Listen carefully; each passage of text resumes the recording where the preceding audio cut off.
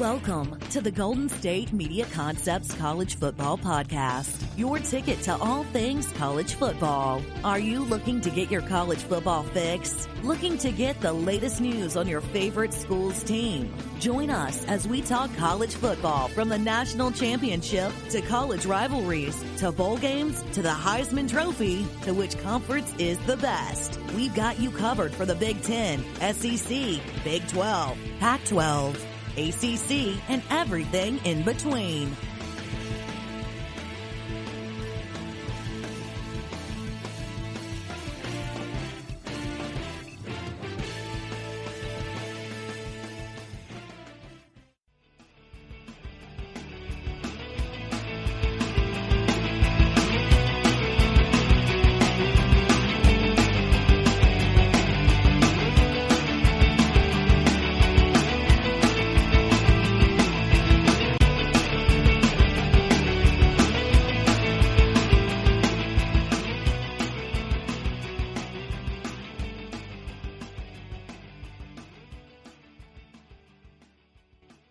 Hello, everybody, and welcome back to the GSMC College Football Podcast, brought to you by the GSMC Podcast Network. I am your host, Danielle, and it is a beautiful Tuesday afternoon where I'm recording currently in San Diego, California, where I feel like I will be for literally the rest of my life. Also, I want to say that if you hear a fan in the background, we are currently going through what is considered by many as the worst heat wave we've had in about 20 years.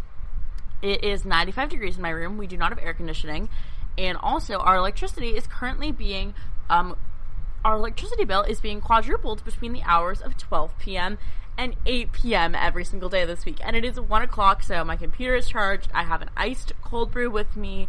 My fan is going. My parents said we'll settle for the fan charges. So if you hear the fan going, it's on low. Don't worry. But I genuinely don't think I could get through this without heat stroke. It is a sunny day out. I hope you all are having a wonderful Thursday when you were listening to this. I have had an excellent week so far. Over the weekend, I really didn't do much. If you are from San Diego, I went to Little Italy, California. Or not California, it's a place in San Diego. It's kind of like a Little Italy, literally. I went with some friends, and it was very fun. And then just did a lot of work, honestly.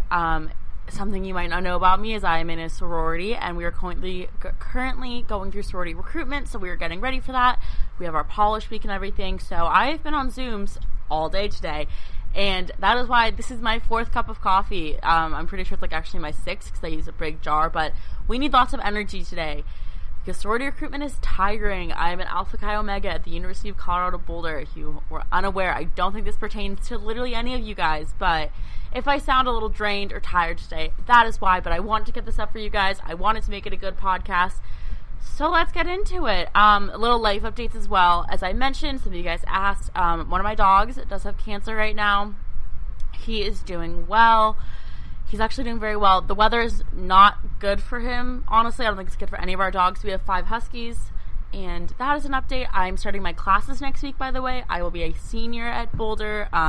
If you listened to any of my episodes, then you would know that I go to Boulder because I seem to mention it every episode I can. I guess it pertains to college football because the Pac-12 is canceled now. So does it pertain to college football? Who knows? Anyways, all that fun jazz. Not really much to update y'all on. It was kind of a slow week in college football news, I have to say. But we will get into it today. So here is how our news is going to break down and how we're going to get into it. Segment 1, we're going to go over all the updates we've heard, the petitions, the student rights movements, schools are picking up, how we're stopping the spread, updates on the 3 conferences still playing as well, and then we're going to get into the top 6 storylines to follow this season in college football, and then a little fun segment here, kind of break it up from the analytical deep diving on players and teams.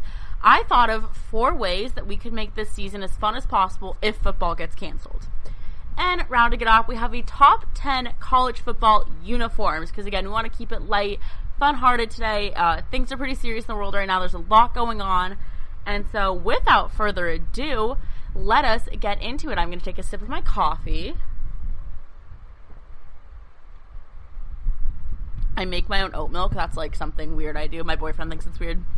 But anyways, you guys, let us get on into it. So last week I briefly touched upon, I spent a majority of our segment number 2, talking about player rights movements and players' voices and activists. And thank you guys for the response to that. I really try not to get too political on here, but obviously I have an opinion, I have a voice, and it is hard to talk about things like players being paid and student unions and players' rights without getting, even not political, but just saying how you feel. And some people might not agree with you, and that's okay. That's something I'm learning as I grow more in the sports world. But thank you guys for that. And I really also just want to say that my opinions are my opinions, and I try not to offend anyone with them, but yeah. So with that all being said, that little disclaimer, Justin Fields, the star quarterback for Ohio State University, is it the Ohio State? Whenever I have friends that commit, not even friends, but people I know that commit to Ohio State, they're always like, the Ohio State, in their like graduation card or something. I think it's funny. I mean, obviously, if I could go to Ohio State, I would, because that's a good school. But, so Justin Fields, their star quarterback, who I have mentioned a boatload of times on this podcast, he has started a petition to relaunch the Big Ten season. And this, as of yesterday morning, Monday morning, had over 23,000 signatures. Justin Fields tweeted that this is a cause close to my heart, and he urged people to sign the petition. The campaign said it is asking the Big Ten to allow its players and teams to make their own choices as to whether they wish to play or opt out of the fall season.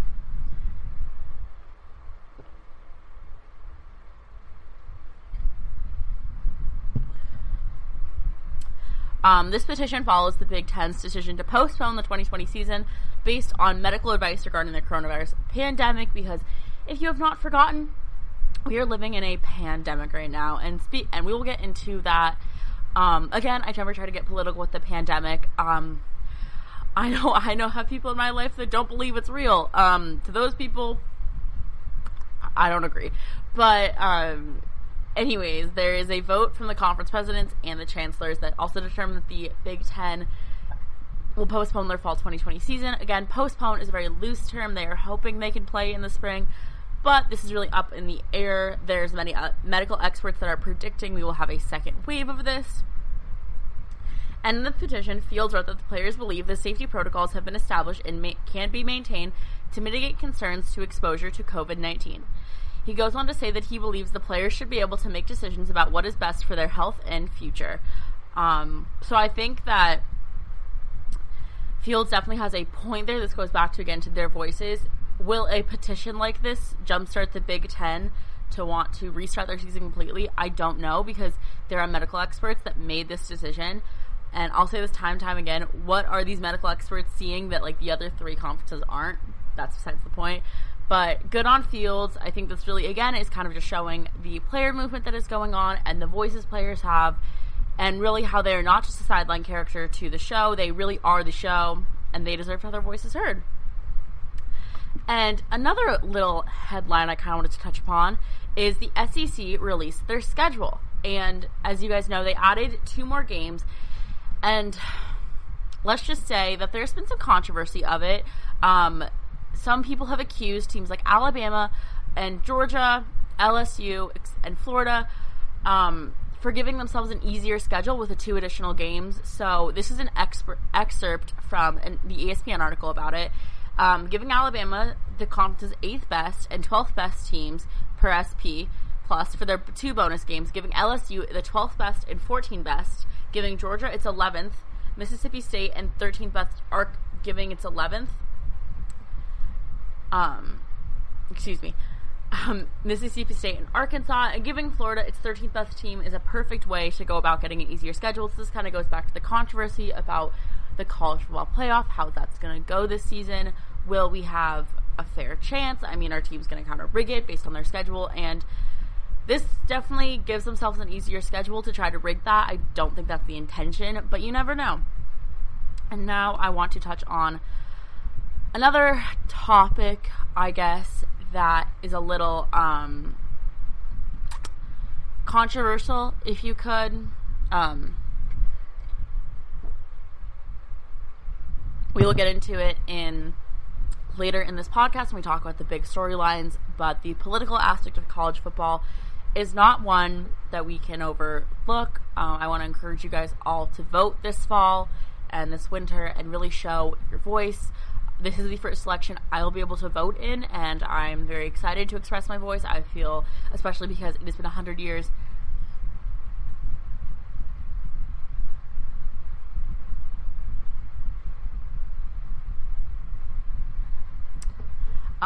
especially because it has been 100 years since women have gotten the right to vote officially.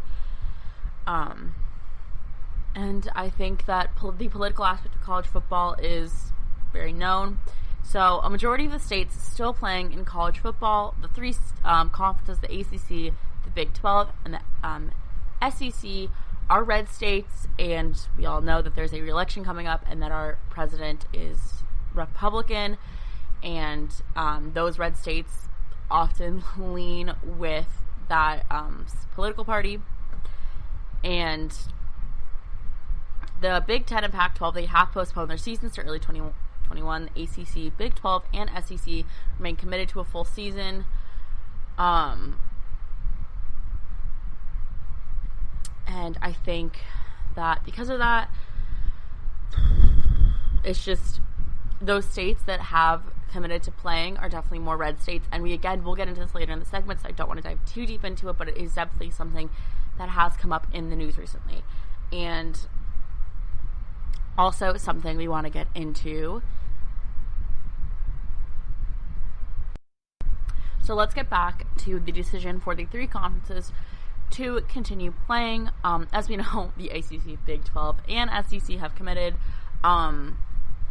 The NCAA has little to no control over college football. It's really up to each of their conferences and for them to make their own decision. And so this is the NCAA will give their opinion, which they have, and say what they believe. But at the end of the day, it's the conferences who make the decisions.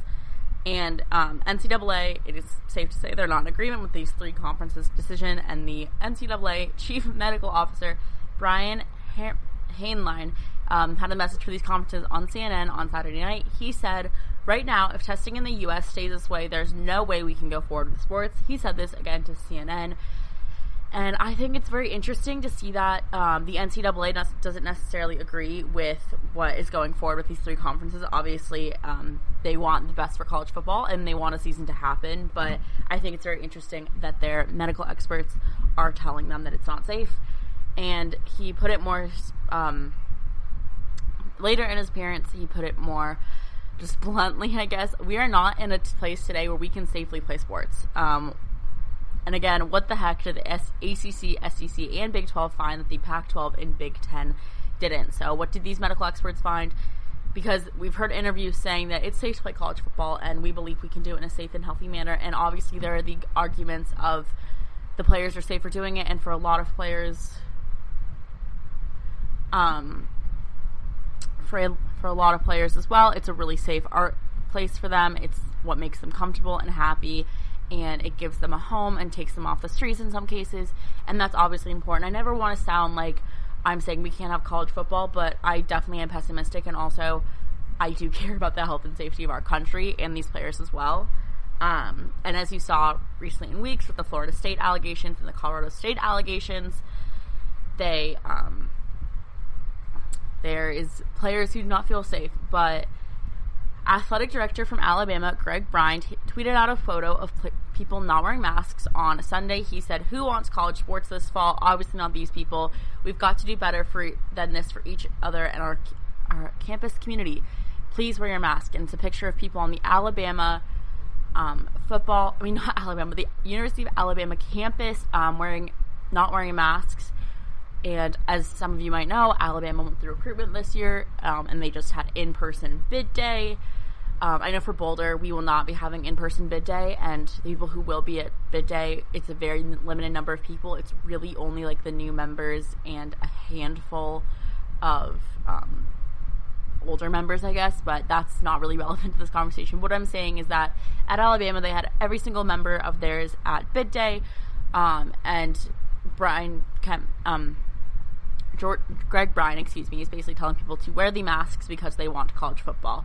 Which, if your only incentive to play college football if your only incentive to be safe and wear a mask is so you can have college football, I don't know if that is the best outlook to have on life, and I've talked about this as well, but Georgia Governor Brian Kemp has kind of had the same mindset about this all along, in saying that, excuse me, I took out my coffee. If you want college football to happen, wear a mask, and the state of Mississippi mandated a mask order a few weeks ago just so they could play college football. They literally said that in their announcement. And when will people learn that it's not about you, it's about the other people? I personally know that I'm at a lower risk for getting it because of my age demographic, and if I do, I will probably survive, but I know that my grandpa wouldn't. My grandpa's 89 years old, and the odds of him surviving are very low. And I can even look at people I know who have been perfectly healthy and have passed away from coronavirus. You can look at the Broadway actor, I'm forgetting his name, Nick Condor or something. I'm forgetting his name off the top of my head. Perfectly healthy. He died of coronavirus. So many people we're hearing, mothers and fathers are dying. I mean, really, people just wear a mask and stay safe. Obviously, we've been in this pandemic for gosh knows how long, almost 6 months now. So the idea of staying safe and being healthy and happy, it's not something that people want to do because it's been so long. They're tired of being at home. They want life to go back to normal. I understand that. I want life to go back to normal. I want college football so badly. But we have to be safe. We have to protect ourselves. And sorry, excuse me, guys. And Catherine O'Neill, who is a infectious disease doctor for LSU, said in a statement that she doesn't know if she could approve such an endeavor of the SEC kicking off this weekend or anytime soon, but that is okay. They don't play a game this week, they don't play next week, or even a month. That is why the SEC, unlike its Western and Midwestern brethren, have not shut down athletics. They are playing later in the season. They still have weeks to go, but the league isn't skipping work steps. Voluntary summer workouts have turned into required workouts, which have turned into enhanced training, and next week there'll be full contact practice. The league's medical panel for the SEC cleared teams for each one of these steps. It is not yet cleared the conference to play a season. O'Neill said in a statement that I cannot speak for the other medical task force, but from our perspective, our questions have been cautious about what is happening today and what's happening in the next couple of weeks. She is an infectious disease physician in Baton Rouge and the leading voice on the league's medical panel. We haven't dared to address what's happening in a month or 2 months. We've said that we met every time we met. Things are going to change so rapidly. Let's proceed cautiously and reevaluate. Which I think is the good mindset to have. In March, if you had told us we wouldn't have a college football season, I mean, that'd be crazy. Literally this morning on my sorority Zoom call, my friend was like, oh my gosh, like, this is your last year, you're a senior now, like, can you imagine your last year of college? When you ended as a freshman, you're taking your fall semester at home, you're not with your friends in Boulder. I mean, can you imagine that? And it's just, no, you can't. Everything changes so fast.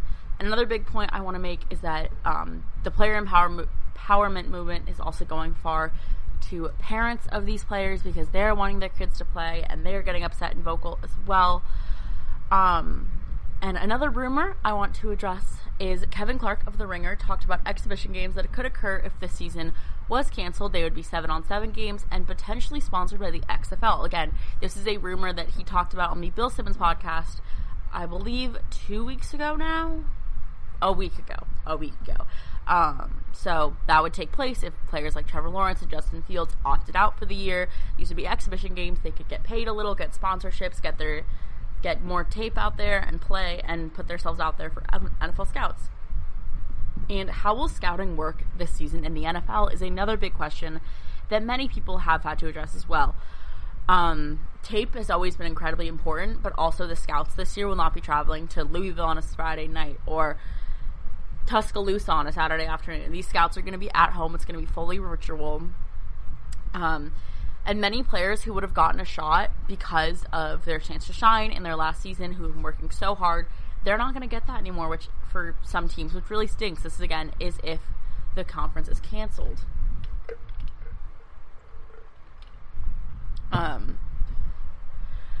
But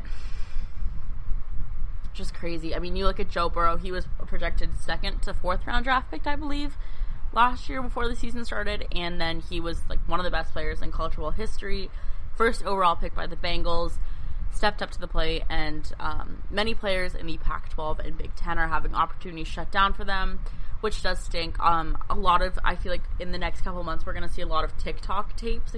That's kind of a joke, but kind of not. If anyone doesn't know what TikTok is, it is a video app where you can do like 15-second to like 1-minute videos, and essentially just like you can put your highlight tapes out there and everything. It's an easy way for scouts to see it. You can edit it super fancy and stuff, but I think we're going to see a lot of those kind of tapes. We're going to see so much just random clips on Twitter and Instagram and the internet of cool catches players are going to do. I feel like this year is going to be the year of the combine player that kind of jumps out. Will we even have the combine in February? Who knows? But this is really going to be the year of having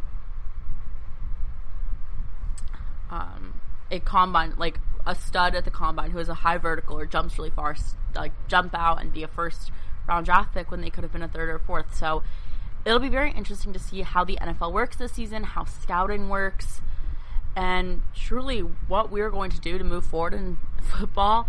I cannot stress enough that I want football to happen so badly, and it does scare me that 2 of the conferences have canceled, and despite Justin Fields' best efforts, I don't know if we are going to be able to have a college football season for the Big Ten. They said they're going to play in the spring, but again, how would that work? Would the players just opt out halfway through the season if they get drafted in the first round?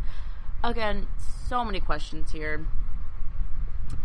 And those are kind of the news updates to go through, kind of touching upon that. The SEC again released their schedule. They each had 2 new games added, which is very interesting. We will touch on that next episode.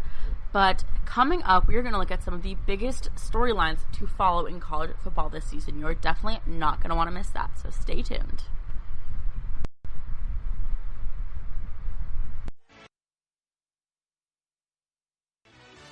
Are you looking for the very best NFL and college football podcast? Then check out the GSMC Football Podcast. Get the latest football news both on and off the field. From the NFL Draft to trades to the rumor mill to the NFL Combines. They got you covered. That's GSMCpodcast.com/football-podcast. Get updates on college rivalries, game day insights, and much, much more. It's football talk the way you want it. This show eats, sleeps, and breathes football. Don't forget to like them on Facebook and follow them on Twitter. Visit GSMCpodcast.com for more info.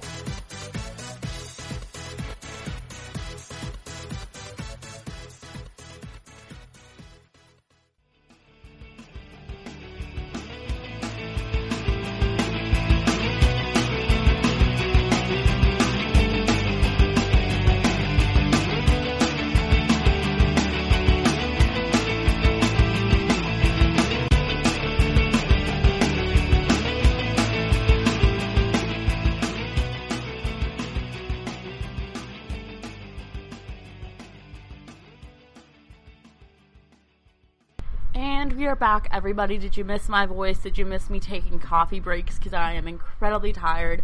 I don't know what it is. I think it might be the weather, honestly. But when it gets hot out, I just have zero motivation to literally do anything. And I just get exhausted. For some reason, I have been tired like no other recently. I don't know what it is. Maybe it's the fact that I stay up till like 1 a.m. every night watching Netflix and TikTok. What are you currently watching on Netflix? I am binge watching The OC for like the 6th or 7th time, honestly. It's kind of embarrassing. Friday Night Lights, as I mentioned last episode, I did restart that because I was dying to watch that, and it made me so happy and brought me so much joy. Really enjoying that. I started Euphoria, if anyone's watched that. I don't think I like it very much, though. Just felt honestly a little uncomfortable watching it. Nothing wrong with that, but I use TV as an escape realm. Anyways, let's get back to it. That was a long segment to say that I'm tired recently, and so I did go get myself another cup of coffee during the commercial break. I did pause it a little, behind the scenes stuff, but also my fan is really saving me right now. Truly my best friend. Is anyone else going through a heat wave? I know Colorado is very hot right now. Really, most of the United States is pretty hot right now. If you are in like an Oregon or a Washington, where I would assume it's a little cooler because you are in the Pacific Northwest, I wish I was you. But anyways, we're going to look at some of the biggest storylines of this college football season, because it is going to be a season unlike any other. I think that is something we can say. No doubt about that in our minds. But some storylines. Let's get started. So, will the season be canceled? This is the overarching question of the literal whole season. Excuse me, my friend has texted me to ask what kombucha I want. Sorry, everyone, for that momentary interruption. We have a pro tennis player staying with us this week. He's a family friend, and he's picking me up a kombucha because I am a California girl. Anyways, will the season be canceled? Let's get back into college football because no one cares what kombucha flavor I am asking my friend to pick me up. We've already seen big schools like University of North Carolina, Chapel Hill, so UNC, send their students home 1 week into the semester / fully go online. I've touched on this. I've talked to many of my Boulder friends, but I don't see Boulder being in person for much during the semester. I really truly see all of it going online within the first month, and I know that for the dorms and for like my sorority house and everything, if we go online, you will be sent home, which does stink. So will the season be canceled? Having the students be sent home, I guess, could be a perk from a perk or like a plus for having college football be played. I already think it's known that many of the stands will be at 25%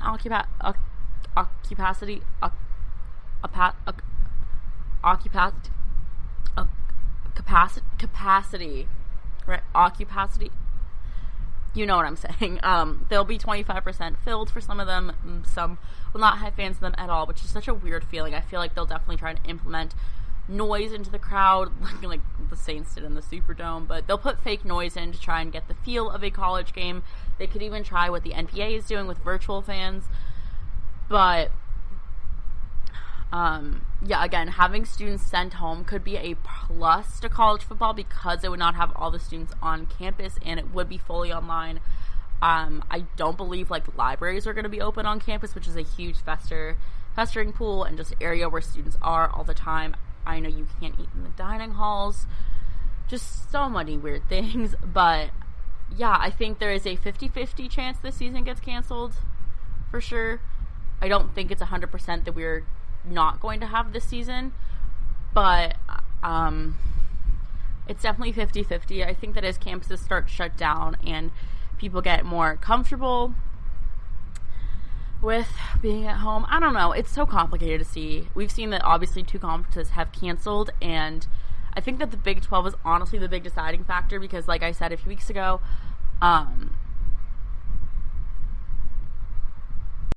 we've already seen that the Big 12 is kind of the wild card because they were the last to release a statement, and so that could make some people believe that they are more skeptical about a season, which is definitely realistic. But yeah, I think it's about a 50-50 chance. We're definitely going to be covering it through the season. There are going to be cancellations of games. There will be bye weeks because they've already scheduled in 2 to 3 week long bye weeks for these teams just in case of an outbreak or they need to quarantine some players. But there definitely are going to be stretches of time where we don't have college football throughout this season because of the pandemic. But odds a full season is canceled is very 50-50. It is leaning towards like 60-40, but for now we're trying to be optimistic. And then the next subject we will get into here is, will there be skeptic around this season? Will there be an asterisk? Will we look at this season any differently? I think there definitely will be an asterisk in like our minds when we think about this college football season, if that makes sense. I don't know if the exact record books are going to have like an asterisk of the of it in the books per se, but I think that we will have an asterisk because it's just such a different season. I mean, 2 of the 5 conferences aren't playing. We don't have the Mountain West. We don't have the MAC. We don't have the Sun Belt Conference. We don't have a majority of teams. I believe that it's now 64 teams that are playing in college football.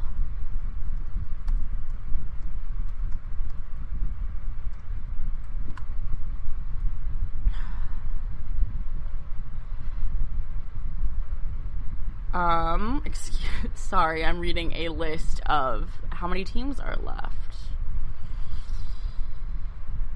Okay, so as of August 13th, 54 teams have decided not to play college football. So about half of the teams have decided not to play, and I think there's going to be an asterisk because We will also see that some of the big teams like Ohio State, Oregon, and Penn State will not play, and therefore it'll be skewed to who the best team really was.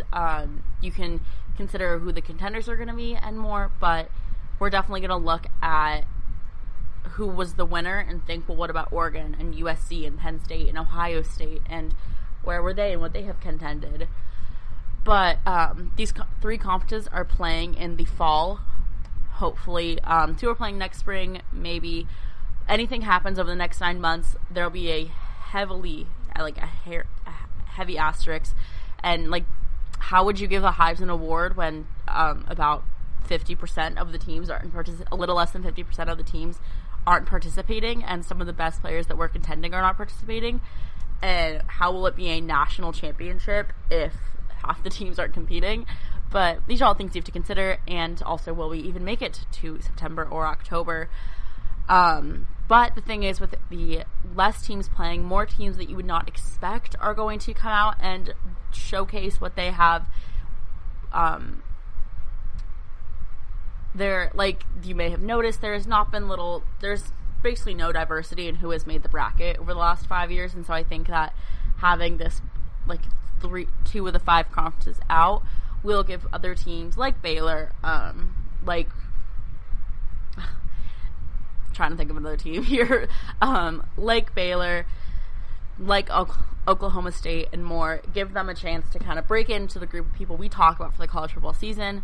And also, it's a shortened season, so the stats that you're going to see from players are much different than they would be in the past, because a 1,000-yard rushing season is completely different this season than a 2,000-yard rushing season, because there is less games.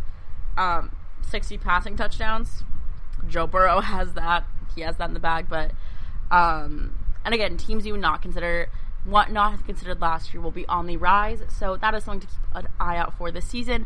And again, another topic to touch on is the player empowerment movement that is going on within college football right now. The hashtag We Want to Play movement, which was headlined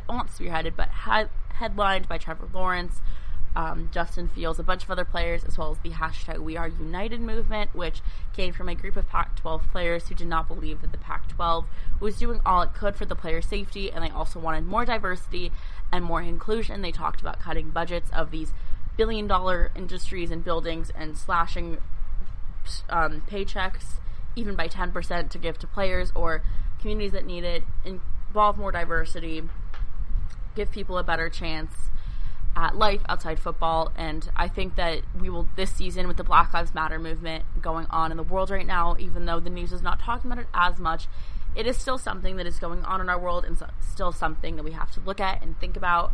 And a majority of these players, they have an opinion, they have a voice, and they are not going to let it slip under the rug just because they are playing college football. We will probably see players kneeling for the national anthem. We will probably see Black Lives Matter t-shirts on the players during warm-ups. I mean, there's no question about that these players this season are going to take a stand. We also have talked about players' unions, and will players be able to have a voice? And it's no question that during the pandemic we have realized that these college football players are more than just free amateur athletes. They are a huge revenue source for the school. And it's very notable to point out that they don't get paid, even though they make up a huge majority of what the school makes throughout the year in their athletic department. And so are we going to view these still as amateur athletes, or are we going to give them some payment? Are we going to allow them to take scholarships or sponsorships or get an agent of some sort through the NCAA? There's going to be a new change in the way these players are viewed as well.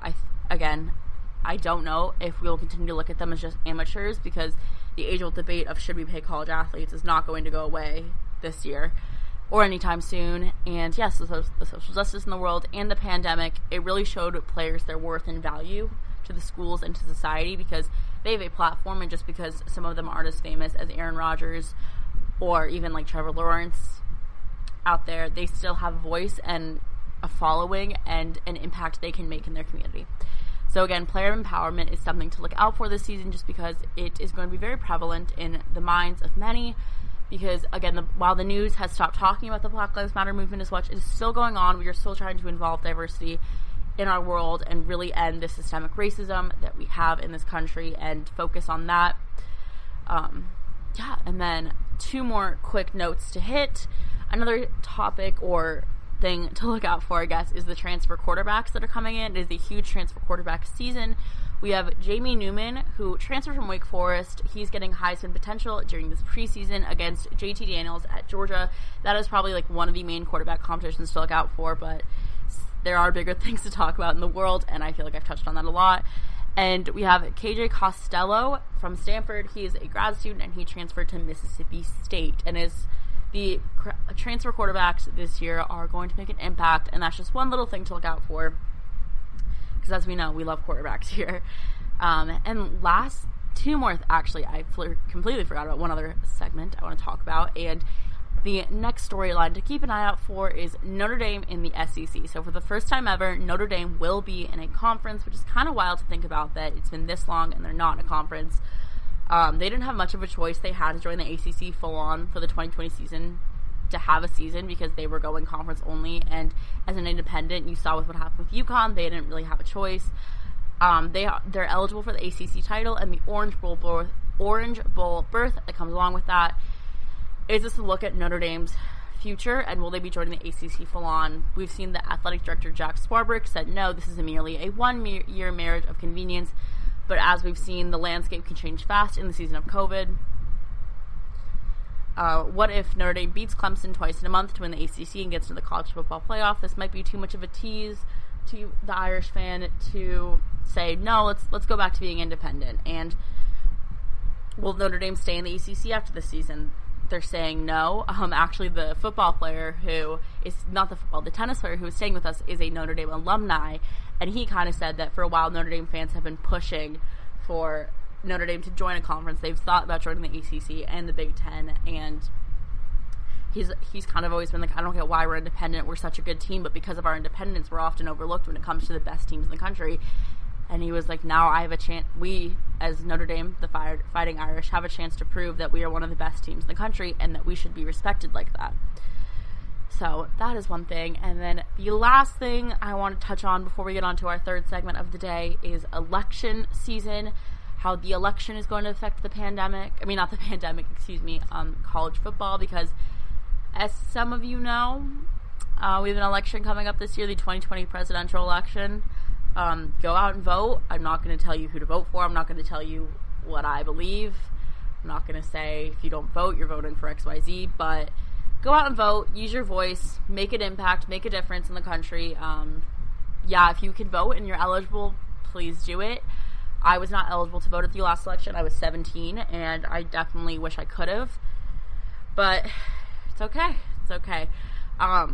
In the eyes of some people, this is the most important election that our country will ever have and has ever seen, just because of the fact we are literally living through a pandemic, and some people believe that if our leadership had done a better job of maintaining the pandemic, we wouldn't even be talking about, will we have a college football season? Will we be able to go back to campus in the fall? And whether you're a Donald Trump supporter or not, whether you're conservative and Republican or Democratic and liberal, or whether you're an independent and you're in the middle, you just don't know. This election is very pivotal, and our country is very much at odds right now. It's very much one side or the other, and if you support one side, you cannot support the other, is what the media is portraying as well. And this is just a really good time to inform yourself and educate yourself on laws that are going on in the country and things you care about. Personally, for me, over the past 4 years, I've really realized all the environmental laws we have, and it sounds so naive to say, but I didn't realize there were so many laws we had to put in place to protect our planet. And as global warming is rising, I mean, it's 95 degrees in my room right now, and it's August. Obviously, it's summer, but it shouldn't be 95 degrees in my room. I live near the beach. And so I really took the time this past 4 years to educate myself on the climate control and what's going on in our world, like planet-wise. And so really educate yourself this year. I've been trying to research a new topic and law or just issue to get into about every single week and really dedicate myself to learning about that. But that's just my little spiel there. Go out and vote. But getting back to college football, many of the red states, or Republican states as they are known as well, are in areas where the world's kind of open. Georgia and Florida, I think of when it comes to mind of like hot spots for the coronavirus. And is it political to keep college football open? Because for many voters, if Trump or our president or his office in general was like, no, we can't have college football, there's definitely a political aspect of those voters getting mad and saying, well, screw that and screw you. And I think that this comes down to states, and if having football is going to sway voters to vote for one person over the other and potentially keep one person in office over the other, then that's important to them, and that's a huge thing. But it has become a very political issue, because keeping these states open and keeping football around and opening states up and making it so people can pretend there's not a virus going on and not wear masks and not social distance and gather in groups of hundreds of people it shouldn't be political, but it is becoming political, and we're kind of just learning what states believe in and like what different government bodies believe in as well. But again, that's something to keep an eye out for, because will the election affect the college football season? We are obviously going to go through the election during the football season, and how will players react to the election results? How will teams react? How will states and schools react? And it's just going to be something very interesting to kind of look at and talk about in the next few months. Again, I do not want to get too political on here or cause an uproar of controversy. I really hope I'm not being controversial. I'm truly just saying what I think, and obviously your political views are your political views, your beliefs are your beliefs. I'm not telling you to vote one way or the other. I'm not telling you to be, I'm not telling you what you can and cannot be. I think maybe you can gather what I believe based on how I'm talking, but also, like, I have my own beliefs, and I'm comfortable with that. But go out and vote, make a difference this year, and let's hope that college football does not get too political. But coming up, I kind of touched on this last episode as well, but we're going to get into 4 ways that we can make college football as fun as possible if the season gets canceled. So stay tuned for that. Tired of searching the vast jungle of podcasts? Now listen close and hear this out. There's a podcast network that covers just about everything that you've been searching. Hey! The Golden State Media Concepts Podcast Network is here. Nothing less than a podcast bliss with endless hours of podcast coverage. From news, sports, music, fashion, cooking, entertainment, fantasy, football, and so much more. So stop lurking around and go straight out to the Golden State Media Concepts Podcast Network. Guaranteed to fill that podcast itch. Whatever it may be. Visit us at www.gsmcpodcast.com. Follow us on Facebook and Twitter, and download us on iTunes, SoundCloud, and Google Play.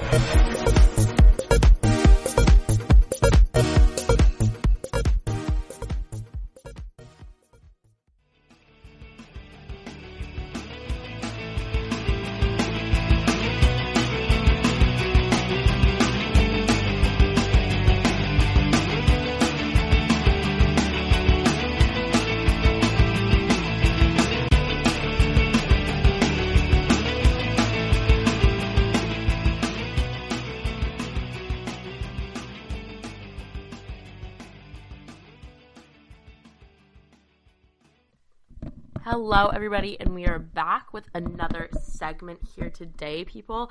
Hope you're all having a safe and healthy Thursday when you're listening, or whenever you are listening. I'm sorry if you can hear my fan as well. Full disclosure, it's hot. It's really hot. Like I said, we are powering through. I am not someone that does well in the heat. There was a reason I was a figure skater for 12 years.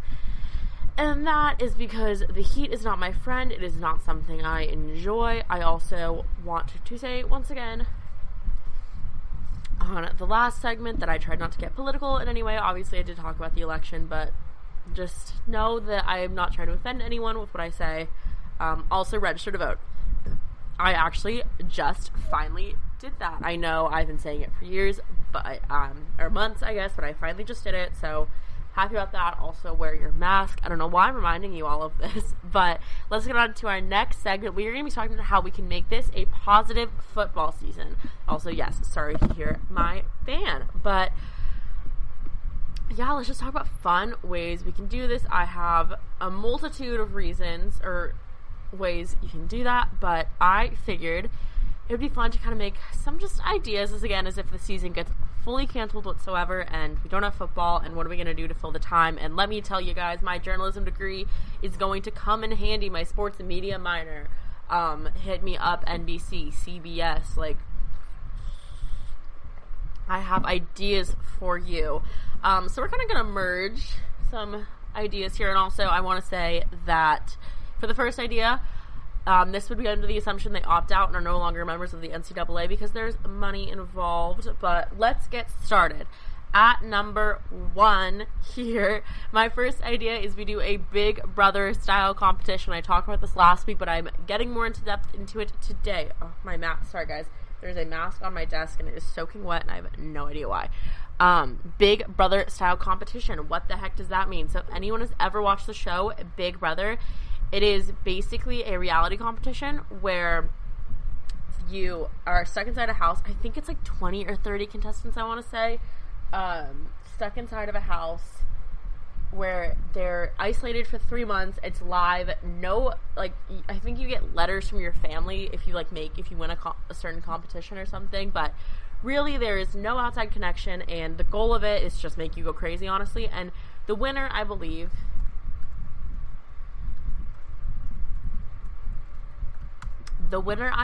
gets $500,000. Wow.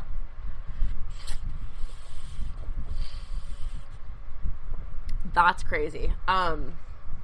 So maybe I'm going to do Big Brother not for $500,000. That could solve a lot of things in my life, but it's not just your typical game show. There's a lot of alliances formed. There's so many different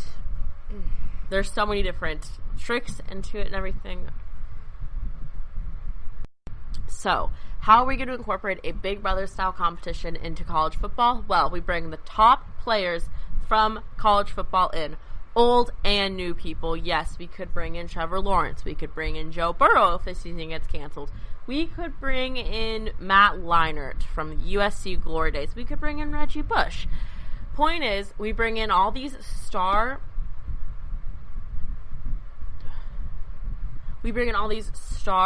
guests and celebrities, quote-unquote, football players into the house, and there are different competitions. They can each win the $500,000 draft, or if they're an active player, secure them a first-round draft pick. But that doesn't seem that logical, so let's go with the money aspect of it. So we put all these players in one house. There are certain games they have to play, like bubble toss, football throws, planks even. That could be really fun.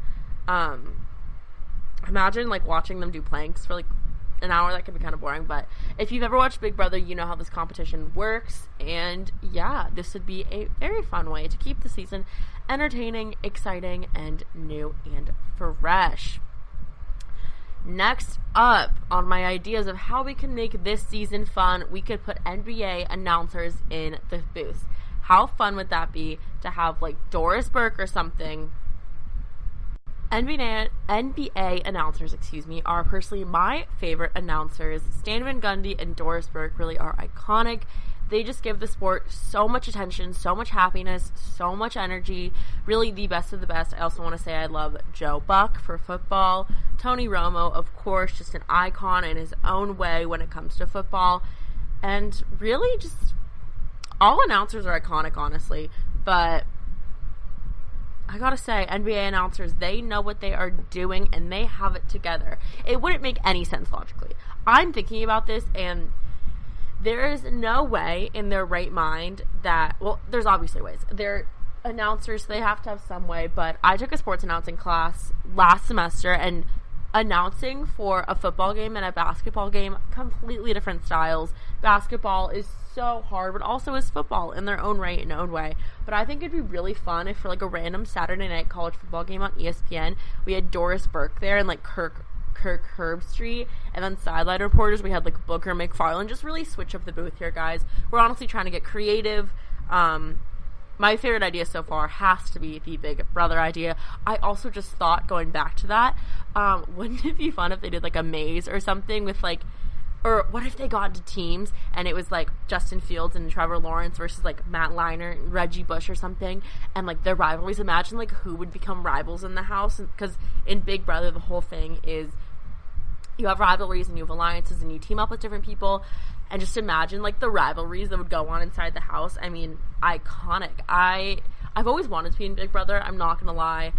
I think that I would get eliminated really quickly because I'm really bad at lying to people and I'm really bad at, like, being two-faced and shady. And honestly, to be on Big Brother, you either have to lay super low, which I think I could do because I'm very competitive and I'd like to think I'd be good at the competitions, but also I know that I try to be, like, people's friends and, like, be nice and outgoing because I'm very extroverted, so I don't know if laying low would be good for me because I think I could be that person that, like, wins the competitions. Of course, this is coming from someone that has never been on Big Brother, has no, like, career, like, no desire to go on Big Brother. I mean, I look at the competitions, it's, like, 2 hours of hanging on to a pole. I mean, I would literally die, I think. But, alas, where was I going with that? Oh, just thinking of the rivalries that would go on in Big Brother. And, like, oh my god, you could have, I forget who the host is for Big Brother, but you could have, like, Kirk Herbstreit or Nick Saban. What if there were coaches in the Big Brother house? Ooh, we could do, like, a Big Brother house coaching edition. You have, like, Nick Saban and Dabo Sweeney, and, oh, that'd be so much fun. Oh, yeah, and then, like, they have the confessional room with, like, the different room themes or, like, different teams and stuff, and, like, one room could be, like, the Kick Six room where, like, all the Alabama players and people have to stay. And there could be Auburn players in there as well. Ooh, guys, I don't know about you, but I have a genius idea on my hands here. I mean, CBS, like, come for my brand. Really, I'm on it. I got you guys. I think I know what I'm doing here. Not saying it's a good idea. I actually think it's probably a terrible idea, and there's no logistical way you could do it because I don't think Trevor Lawrence and Justin Fields and all these players who are in the NFL probably as well, like if you had Russell Wilson come in, they wouldn't want to take 3 to 4 months off their life to win $500,000 when they could probably make $30 million off their paycheck or something. But it could be fun for, like, maybe players that aren't going to the NFL and they just want some time to shine, something to do, because obviously we're all stuck inside the house right now. And so Big Brother really prepared us for this, honestly. I mean, I think the people who have been on Big Brother in the past, they really know how to handle quarantine, and they're probably doing it in style. Anyways, back to the second one, which is putting NBA announcers on. How fun would that be? Like Stan Van Gundy calling an Alabama LSU game. Just so random, too. You could have Zach Lowe on there. I think we're going to have, like, people who don't know college football at all, but are football people. Like Bill Simmons comes to mind. Big football guy, but doesn't really follow college football. You put him and, like, have him announce a random game. Obviously, football announcing is incredibly hard. I took a class with Mark Johnson, he's the voice of the Buffs last season, like I said, and the amount of respect I had for him before was so much, and then after that class, it is so freaking hard to be a play-by-play person. I don't think you guys listening understand, like, how difficult it is. I would study to do a simple 5-minute play-by-play for a homework assignment for, like, 4 hours. You have to know everything inside and out, the awkward silences to fill. It's not like recording a 90-minute solo podcast, but I guess it is, because you're just trying to fill time. Also, can you hear my fan? It is so hot in here. But yeah. The third on here, I don't know what I was thinking. I thought it'd be really funny if we did, like, dance competitions. You know what I'm talking about? If we did, like a boop boop boop, like a doot doot doot, like a ziggy ziggy ziggy, wagga wagga wagga. I don't know what I'm saying. But also, okay, sorry. This news just came on my phone right now, and I want to discuss it. So, Notre Dame was just put on, this is breaking news, I guess, breaking news alert, I don't know have a sound effect for that. If my lovely people at GSMC want to give me a sound effect for breaking news, hit me up. But Notre Dame has announced they will be going online for the next 2 weeks after there has been reportedly 167 coronavirus cases. My Fitbit is telling me to walk right now, and I don't think it realizes I don't have 93 steps to go. Sorry. I have to record. I'm talking to my Fitbit. It's like a human in here. But Notre Dame announced that they'll be going online for the next 2 weeks and will potentially be getting sent home. If you guys didn't know, actually, I didn't know this either. Notre Dame, a majority of their student body is online. I mean, is online. Is in dorms. You live in your dorms for the first 3 years of college, which is kind of weird to think about, honestly, but I guess that's how it is. But that's breaking news. So how is that going to affect Notre Dame football? Again, having these students sent home, I feel like will actually help the chances of college college football because there won't be all these cases on there and everything, but there won't be all these other kids on the campus randomly. Again, campuses really are doing everything they can to prevent the coronavirus, and they're really trying their hardest, but also it comes down to the partying. It comes down to the kids going out and underage drinking and like getting in big clusters. I know at Boulder a few weekends ago, I was invited to this massive party, and I was not in Boulder, so I obviously could not attend, but I saw on Snapchat there were about 150 people there, just this little house party, like crammed door to door. So that's what's causing the coronavirus outbreaks. It's not what the school is trying to do. It's not the school preventing it or any way, but figured I would share that. Pew, pew, pew, breaking news, because I guess that's breaking news, and I guess it's kind of important related to college football. Also, I want to say that I spoke to my lovely friend who played tennis at Notre Dame. His name is Alex Lebedev. If you are a tennis fan, keep your eye out for him. He is very talented at tennis. And he says that he believes Notre Dame will be joining the ACC after this season, which, what do you guys think of that? I don't know. Obviously, Notre Dame is very hesitant because they've been independent for so long, but if they perform well this season in the ACC, who knows? Anyways, sorry, this segment is all over the place. I honestly think my brain is like going to mush because of how hot it is in my room, and I don't mean to be that person that's like, oh my gosh, it is so hot in here, I can't breathe, but I'm sweating. I have my fan on high. Well, I have it on medium because I don't want my audio just to be like, phew. Also, I don't have AC in our house, and it is now like 5:52, so it is during the peak energy time, if you will. But anyways, I put down on number 3 dance teams. I don't know what I was thinking with this one. I really think this was like a brain fart of me trying to come up with cool ideas. So let's ignore that one. And then the 4th idea, this came to mind after I did sorority recruitment polish week earlier this morning, and I was like, it'd be kind of funny if we put these football players through sorority recruitment. Fraternity recruitment is much different than sorority recruitment, obviously, but I think it'd be pretty funny if, like, I don't know, like, randomly one day we just, like, tell these guys, like, alright, put on your nicest suits, put on your nicest outfits, and we're gonna send you guys through recruitment, and we're gonna tell you guys to put on your best behavior and go impress these men. And I think it'd be funny if you like put them through, and I don't know, if you guys have gone through sorority recruitment, that could be entertaining. These are like reality show ideas as well. These aren't like visible ideas. I really don't see us putting football players through sorority recruitment or like a sorority recruitment style thing. That could be kind of fun, like to pick, instead of picking like a sorority house or a fraternity house you go to, they could pick like what team they're going to for the NFL. What if they did the NFL draft like they did for sorority recruitment, where it's like team by team? Wow, that would be funny. Anyways, that is it for my little announcements, I guess, if you will. I actually think my Big Brother idea is like one of my better ideas I've ever had. It's just something else. It is legendary. It is iconic. I really want it to happen. I know I have zero influence on this happening, but it could be pretty fun. I would enjoy it, I think. And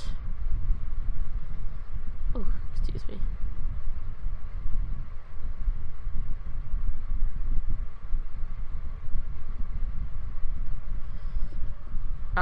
Sorry, someone just sent me a picture of a golden retriever German shepherd mix, and it's so cute. The heat is getting to me if you cannot tell. So coming up, we are going to be going over a top 10 list once again. We are going to be going over the best uniforms in college football, so stay tuned for that.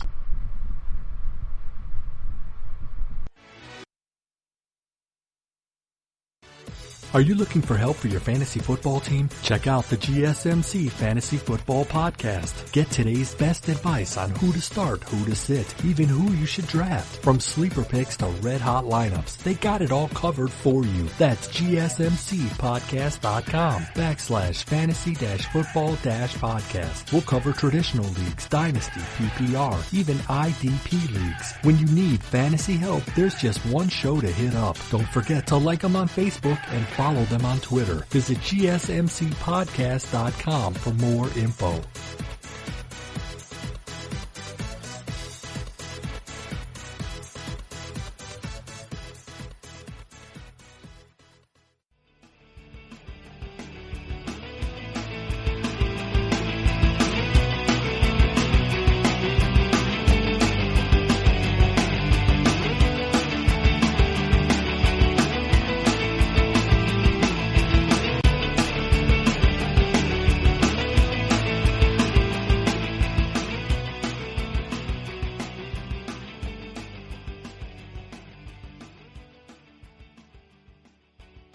Hello, everybody, and welcome back to our final segment on the GSMC College Football Podcast. Let's get this show on the road. I'm flipping this, watch thing. I don't know.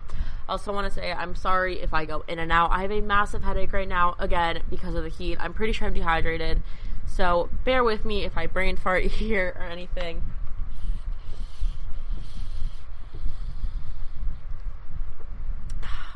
But yes. Whew. So, we've done some fun top 10 lists here. I really try to keep the top 10 lists light and simple. We can get analytical further down the line, but for now I'm just trying to get used to doing top 10 lists. Again, this is still pretty new to me. I guess it's only been a month of me doing this, I want to say, or a few weeks. It feels like it's been so long, but it's really only been a few weeks. Anyways,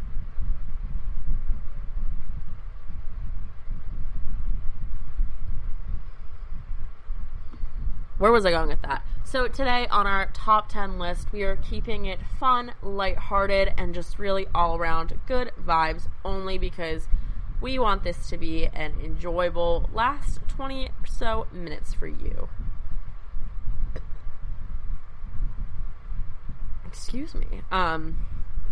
Sorry, my computer is being incredibly weird and I'm pulling up my top 10 list because I actually don't have that memorized, even though I stink, and should be better at this by now. I don't have my top 10 list memorized, but we're doing the top 10 best college uniforms. Oh, there is my notification that I registered to vote. Go me.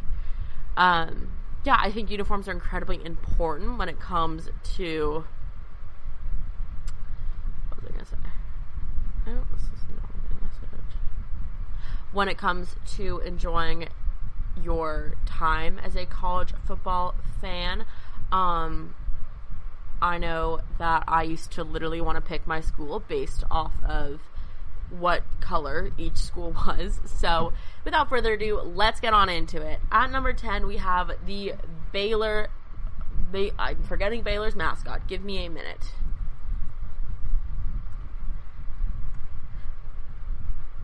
The Bears, I'm correct.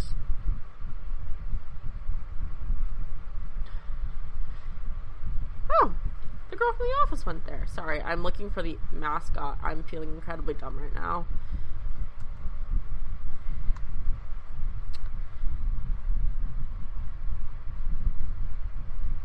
The Baylor Bears. They are the Baylor Bears. They are at number 10. They have a nice green, white, semi-yellow, sometimes their uniforms, super classy, really just great colors, I have to say. I just look at them and they feel crisp and clean. There's something about them that just feels very Baylor to me. I don't know what it is. I'm currently looking at their new uniforms as well, and they are spot on, pristine. I don't know anyone that goes to Baylor, I cannot lie, so I cannot verify from any friends if these uniforms are as nice as they are in person, but very enjoyable, very nice. At number 9, we have Duke University. We have the Duke Blue Devils. They are blue and white, obviously. I feel like you must know Duke for their basketball legend and their basketball fame, but they're actually kind of on the verge of being good in college football. Kind of shocking, I know, but the Duke Blue Devils just have a classic blue and white uniform. It's so pristine, so crisp, so nice, and all around just a really good time, a really enjoyable uniform. They are so classy. I really love blue and white together. I think it's my favorite color combination. At number 8, we have the Oklahoma Sooners with their red and white, crisp, iconic red and white. The OU across the chest. So good. I love red and white color combinations in college football. It always is just so classy and crisp and clean, and I just simply adore it. At number 7, we have Boise State, the orange and blue. My boyfriend told me this weekend that he used to hate Boise State because of their blue fields, which kind of made me laugh because, I think we've all been there. But the classic blue and orange, super nice, super clean. The fields kind of bother me, but I think it's a fun change up from the normal, red and white combinations you see. At number 6, we have Auburn Auburn Tigers. The navy and orange, it goes so well with their stadium. The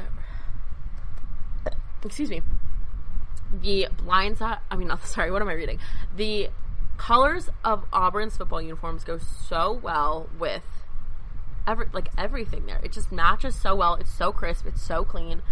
I, for some reason, just have an affinity for them, even though I really don't like the color orange. Yeah. At number 5, speaking of orange, we have the Tennessee Vols, the all orange and white. If you guys remember from The Blind Side when she goes, "I will not wear that god-awful orange." I remember that quote so well. I remember watching that movie and I was 10 years old. And I was like, that's it. I can't go to Tennessee. I can't wear that god-awful orange. But it's just really classic. Again, the orange on the field, not the best look in the world. It's number 5 because it's so legendary. I feel like when you see someone wearing an all-orange shirt with a number on the back, it's usually Peyton Manning's jersey from Tennessee. But do with that what you will.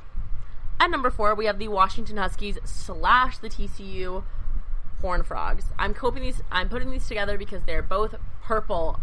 Different types of purple. Washington Huskies are more of a dark purple black, whereas TCU is a purplish white, but they are the legendary purple colors, besides Northwestern, I guess. So putting those together in one, I guess those 3 as well. I just really love purple. I'm not gonna lie. I used to want to pick my college based on their colors, and I wanted to go to TCU in Washington, not realizing they were harder schools to get into than I thought because of their colors, and I thought I would look so good in purple. I mean, I probably would. Purple's a very flattering color on me, I cannot lie.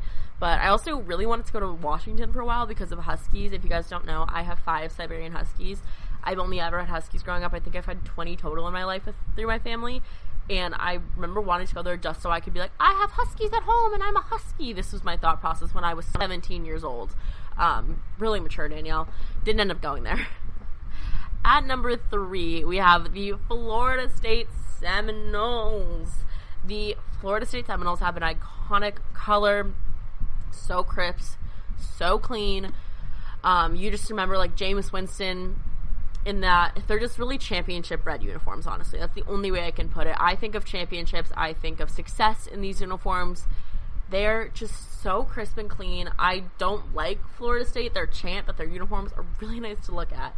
At number 2 on this list, we have the Oregon Ducks. This yellow color truly pops. When I tell you guys this pops, it pops off. The yellow and green is so good together on the duck, especially. Chef's kiss to those. And sorry we're going a little fast here, guys. I'm honestly getting heat stroke recording right now, and I really don't want to pass out in the middle of recording, so this podcast will be a little shorter today.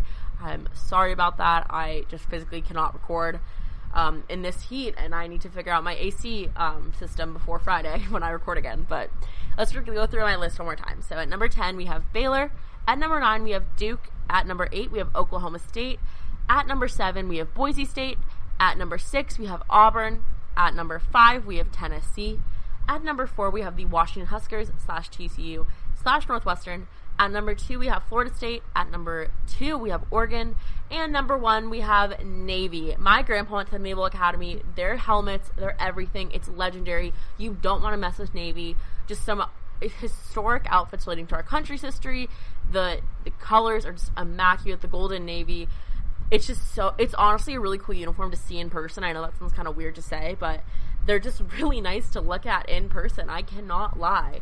And if you haven't watched a Navy game, I really recommend it. I know they're not the most quote-unquote popular team in the country, but you really should watch a Navy game if you want to get the full experience of what real college football is. I mean, obviously, you know what I mean, historic college football.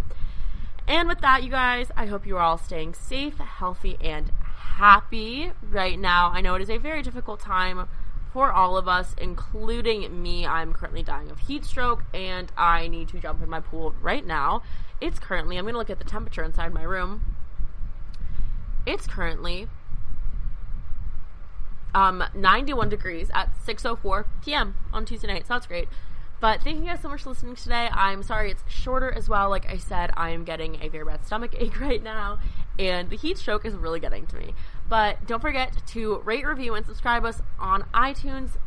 Please make sure to follow GSMC Podcast on Instagram, on Twitter, and all our social medias. Please give us a review if you can. It really helps us out. And don't forget to follow us on social media. And with all of that, you guys, I will talk to you all on Monday. Please stay safe. Please stay healthy. Wear a mask. If you're in California right now and you are going through the heat wave, please drink lots of water. I don't think I drank enough water today, and that is why I'm feeling the way I am. But be safe, be healthy, wear a mask, tell your friends you love them, and I will talk to you guys all in a few days. Have a good weekend.